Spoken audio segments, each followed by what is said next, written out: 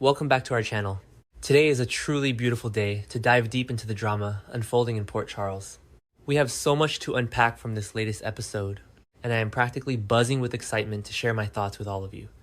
Grab your favorite coffee to get comfortable, and let's get right into the heart of the action. I feel so incredibly electrified by that final scene in the Corinthos coffee warehouse because to me, it finally proved that the writers truly understand the foundational dynamic between Laura Collins and Sonny Corinthos. When Laura stood her ground, looked Sonny dead in the eye, and firmly declared, "I can't let you kill Sidwell," and pretend it didn't happen, I literally cheered at my screen. I love the way the lighting in that warehouse scene was staged. The heavy, oppressive shadows clinging to the coffee crates perfectly mirrored the dark, lethal path Sonny wants to take, while Laura stood in a sliver of harsh overhead light, representing the unyielding moral authority of the law. The way I interpret it, Laura isn't just speaking as the mayor of Port Charles in that moment. She is speaking as a woman who has survived the absolute worst of the Cassidy and mob underworlds. And she is desperately trying to keep her team from crossing a line they can never uncross. I know a lot of people in the fandom are saying this Jen Sidwell storyline is dragging, or that Sonny should just take him out and be done with it. But I actually think the slow burn is exactly what's needed because I feel like it raises the emotional stakes for everyone involved. If Sonny just puts a bullet in Sidwell, we lose the psychological tension. Lucas Jones is standing right there in that warehouse, clutching the Windermere safe combination that Pascal just gave him before boarding that plane to freedom. I feel like this is the best they've written Lucas in years because he is finally getting to actively participate in the pursuit of justice for Marco Rios. Lucas doesn't just want a mob hit, he wants Sidwell exposed. He wants the blackmail photos retrieved. He wants the world to know what this monster did. I genuinely believe that having Lucas and Laura team up to act as the moral brakes on Sonny's lethal instincts is a brilliant narrative choice. It creates a beautiful tense friction within their alliance. Sonny tasked the pilot with keeping Pascal in the air until they have what they want, which shows his ruthless pragmatism. But Laura's objection reminds us that they are supposed to be the good guys here. Speaking of brilliant narrative choices, we have to talk about Brook Lynn Quartermain because I'm absolutely in love with how her paranoia is manifesting right now. The writer's choice to have Brook Lynn enlist Lucy Coe as her secret ally is, in my opinion, an absolute stroke of comedic and dramatic genius. When Brook Lynn pulled Lucy aside and desperately whispered, "Someone is after my husband and I need your help," I felt such a profound wave of empathy for her. I think it makes perfect sense that Brook Lynn would avoid going to her grandmother Tracy with this. We all saw Tracy explode at the boathouse, immediately jumping to the worst conclusions and threatening Chase with lawyers. Tracy is a bull in a china shop, and Brook Lynn knows that if she unleashes Tracy, her marriage might become collateral damage. But Lucy is sneaky, she is observant, and she knows exactly how to navigate the messy waters of infidelity and temptation. I feel like Brook Lynn is incredibly vulnerable right now, and relying on Lucy to be her eyes and ears to watch Willow and Chase without being obvious is the exact kind of messy, desperate soap opera scheming that I live for. And let us talk about Willow Kane because the way I see it, the current iteration of Willow is the most fascinating she has ever been. I know the fandom is up in arms, complaining that the writers have ruined Willow by making her a hypocrite, but I strongly disagree. I think her current delusion is a masterclass in psychological storytelling. When Willow squealed Chase is amazing and threw herself into his smiling arms, I physically cringed, but in the best possible way. The sheer audacity of her excitement.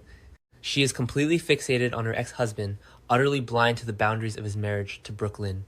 And worst of all, she's doing all of this while secretly keeping her current husband, Drew Kane, locked in a paralyzed state. I feel like the writers are intentionally leaning into Willow's dark side, showing us a woman who has justified her own horrific actions so deeply that she genuinely believes she is just a supportive friend to Chase.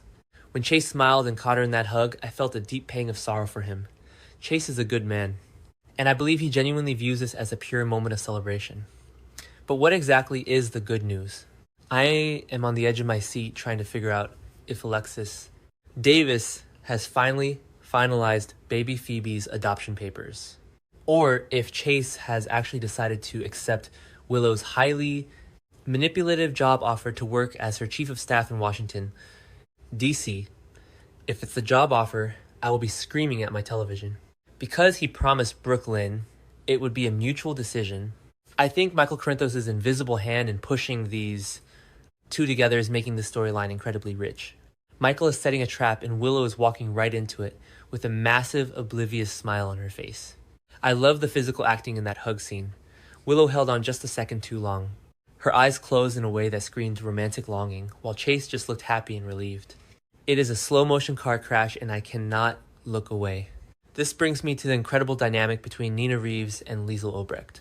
I genuinely think we're missing the point if we don't appreciate the deep, historical irony of Nina worrying about someone else's romantic obsession.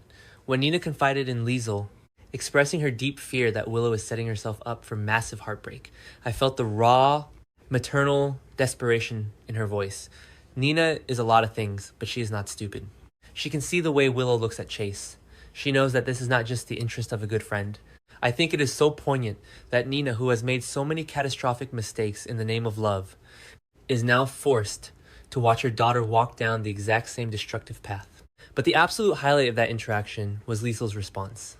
I feel like Liesl is functioning as the voice of the audience right now. When Liesl warned Nina to stay out of the situation and that Willow find out for herself that going after a married man is a terrible decision, I was nodding along in total agreement. Liesl knows that Nina's interference always backfires. I think the writers are doing a phenomenal job of showcasing the growth in Liesl. She is pragmatic. She is sharp and she understands that some lessons have to be learned through pain. I believe that if Nina tries to forcefully intervene, Willow's stubbornness will just cause her to double down on her fixation with Chase.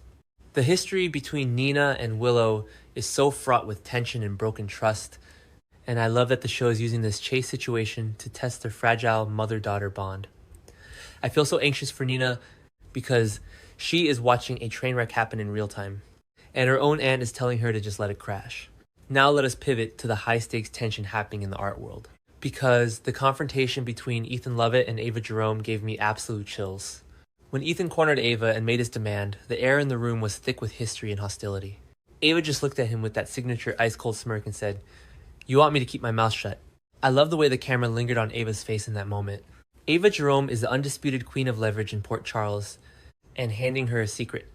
This explosive that Ethan is the biological father of baby Phoebe, and that he was tied to the late Delilah Wilson is like handing a loaded gun to an arsonist.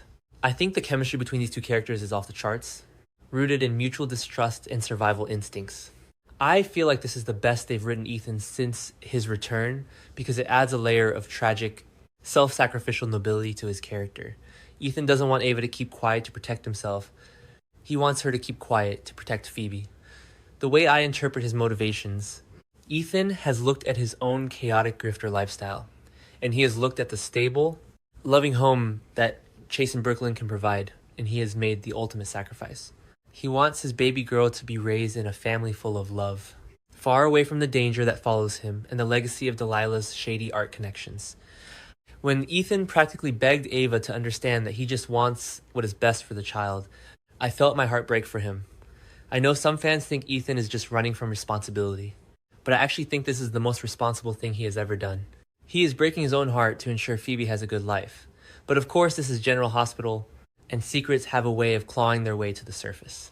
I firmly believe that Ava will use this information when it suits her, and the anticipation of that fallout is keeping me glued to the screen. When you look at the canvas as a whole right now, it is just a masterpiece of interconnected storytelling. You have the dark, gritty underworld drama playing out in the Corinthos warehouse, with Laura and Lucas desperately trying to pull Sunny back from the brink of murder. You have the soapy, domestic betrayal brewing at the Quartermain estate, with Brook Lynn turning to Lucy Coe to spy on a completely delusional Willow who is throwing herself at Chase. And you have the emotional, secretive custody drama with Ethan Ava and Alexis fighting over the fate of baby Phoebe. I feel so incredibly validated as a fan to see all these different tones, the mob thriller, the romantic soap, the family drama firing on all cylinders and weaving together so seamlessly. The way I see it, the writers are setting up a massive collision course for the summer. What happens when Lucas opens that safe at Windermere and finds out the true depths of Sidwell's blackmail? What happens when Lucy Coe inevitably catches Willow and Chase in a compromising position and reports back to Brook Lynn? What happens when Tracy finds out that Brook Lynn went behind her back to enlist Lucy? And what happens when Ava Jerome decides that keeping Ethan's secret is no longer in her best interest? Every single character is operating at the absolute peak of their desperation. and I am here for every single second of it. I genuinely believe that if you aren't enjoying the show right now, you aren't paying attention to the beautiful, tragic, and hilarious nuances of these characters. This is daytime television at its absolute finest, and I cannot wait to see what happens tomorrow.